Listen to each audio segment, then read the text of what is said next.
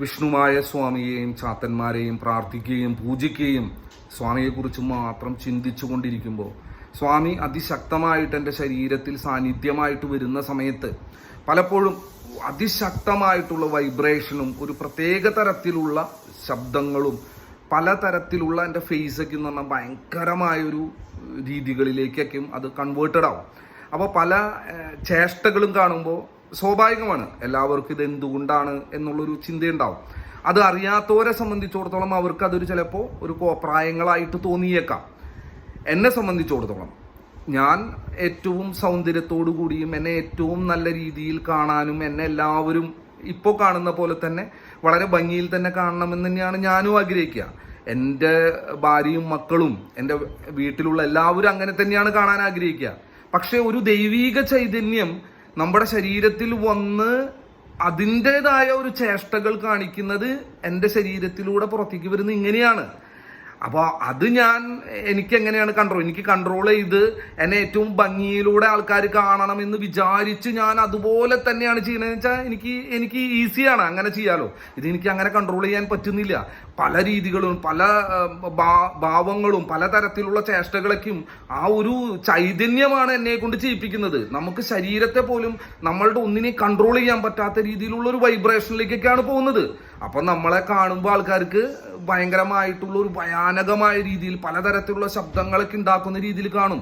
അതന്നെയാണ് ദൈവീകപരമായിട്ട് എൻ്റെ കൺട്രോളിലല്ല, അത് ദൈവത്തിന്റെ അല്ലെങ്കിൽ എന്തോ ഒരു എനർജിയുടെ എന്തോ ഒരു പ്രപഞ്ചശക്തിയുടെ മനുഷ്യന്മാർക്ക് മനസ്സിലാക്കാൻ പറ്റാത്ത ഒരുപാട് കാര്യങ്ങളുണ്ട്. മനുഷ്യന്മാർക്കെല്ലാം മനസ്സിലാക്കാൻ പറ്റണം, മനുഷ്യന്മാർക്കെല്ലാം കണ്ടുപിടിക്കാൻ പറ്റുന്നുണ്ടെങ്കിൽ നമുക്കതല്ലേ എളുപ്പം. അപ്പൊ നമുക്കൊന്നും കണ്ടുപിടിക്കാത്ത കുറച്ച് കാര്യങ്ങൾ, നമുക്കൊന്നും മനസ്സിലാവാത്ത കുറച്ച് കാര്യങ്ങളുണ്ട് എന്നുള്ള ബോധ്യം നമുക്ക് ഉണ്ടാവണം. അതുകൊണ്ടാണല്ലോ നമ്മുടെ ജീവിതത്തിൽ നമ്മൾ ആഗ്രഹിച്ച പോലെ എല്ലാ കാര്യം ചെയ്തിട്ടും നമ്മുടെ ജീവിതം അതുപോലെ ആവാത്തത്. ഇന്ന് ഭൂമിയിലുള്ള ഒരു മനുഷ്യനും അവന്റെ ജീവിതത്തെ കുറിച്ച് കൺട്രോൾ ചെയ്യാൻ അവന് പറ്റുന്നില്ല. 24 hours പോലും അവന്റെ ഇഷ്ടത്തിന് ജീവിക്കാൻ പറ്റുന്നില്ല. അങ്ങനെയുള്ളൊരു അവസ്ഥയിൽ നമ്മൾ ദൈവത്തെ വിശ്വസിച്ചു പോവും, പല ശക്തികളെയും വിശ്വസിച്ചു പോവും. ആ ശക്തി ചൈതന്യം വരുമ്പോഴുണ്ടാകുന്ന കാര്യങ്ങളെ കുറിച്ച് നമുക്കും കൺട്രോൾ ചെയ്യാൻ പറ്റില്ല. അപ്പൊ ഇതൊന്നും അറിയാത്ത ആൾക്കാർക്ക് ആ അറിവില്ലായ്മ പറഞ്ഞുകൊണ്ടിരിക്കാം. എനിക്ക് എന്തൊക്കെയോ തരത്തിലുള്ള ഒരു ശക്തി ചൈതന്യം എന്നോട് കമ്മ്യൂണിക്കേറ്റ് ചെയ്യുന്നതിന്റെ ആനന്ദം ഞാൻ മനസ്സിലാക്കി. അതെന്തൊക്കെയോ എന്നോട് കമ്മ്യൂണിക്കേറ്റ് ചെയ്യുന്നു. ആ കമ്മ്യൂണിക്കേഷൻ ജനങ്ങൾക്കും ഭൂമിയിലുള്ള മറ്റുള്ളവർക്കും ഉപകാരപ്രദമായിട്ട് മാറ്റാനായിട്ട് സാധിച്ചാൽ അതെന്റെ ഏറ്റവും വലിയ പുണ്യമായിട്ട് ഞാൻ കാണുന്നു. ആ പുണ്യം ഞാൻ മനസ്സിലാക്കുമ്പോൾ ഇത് പ്രചരിപ്പിക്കാതെ വേറെ നിവൃത്തിയില്ല. ദൈവീകമായ ശക്തി കൊണ്ട് മറ്റുള്ളവർക്ക്, എല്ലാവർക്കും പണം മാത്രമല്ല, പണം മാത്രം കിട്ടിയാലൊന്നും എല്ലാവരുടെ പ്രശ്നങ്ങൾ തീരില്ല. പണം മാത്രമല്ല എല്ലാതും, പലർക്കും ആയുസ്സില്ല, ആരോഗ്യമില്ല, പലതരത്തിലുള്ള പ്രശ്നങ്ങളിലൊക്കെ എടുക്കണേ.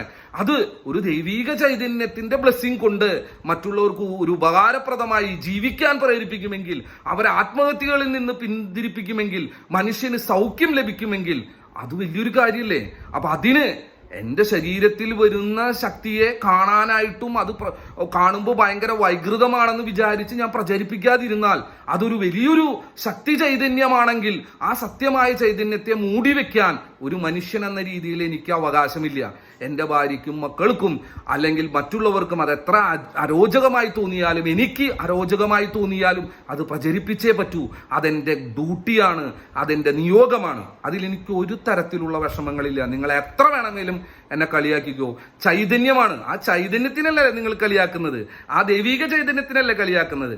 ആ ചൈതന്യം അതിന്റെ കാര്യം ചൈതന്യം നോക്കിയോളും. എന്നെ ആരും കളിയാക്കുന്നില്ലല്ലോ, ഞാൻ ഇതുമായിട്ട് ഒരു ബന്ധപ്പെട്ട ഒരാളുമല്ല. ഇനി ഇതിന്റെ പേരും പറഞ്ഞ് ഇവിടെ ഒരാൾ വന്ന് അതിന്റെ ഒരു സാമ്പത്തിക ലാഭത്തിന് വേണ്ടിയിട്ടുമല്ല. എന്റെ ചൈതന്യത്തിന് ശക്തി ഉണ്ടെങ്കിൽ എനിക്കും എൻ്റെ കുടുംബത്തിനും നല്ല രീതിയിൽ സമൂഹത്തിൽ ജീവിക്കാനുള്ള എല്ലാ കാര്യങ്ങളും ആ ചൈതന്യത്തിന് നോക്കാൻ അറിയാം. അതുകൊണ്ട് അതെന്റെ അനുഭവമാണ്. എൻ്റെ ജീവിതത്തിൽ ഉണ്ടായിട്ടുള്ള അത്ഭുതകരമായ വിജയം അത് സ്വാമി തന്നിട്ടുള്ളതാണ്. പിന്നെ ഞാൻ എന്തിനു ഭയപ്പെടണം, പിന്നെ ഞാൻ എന്തിന് വിഷമിക്കണം.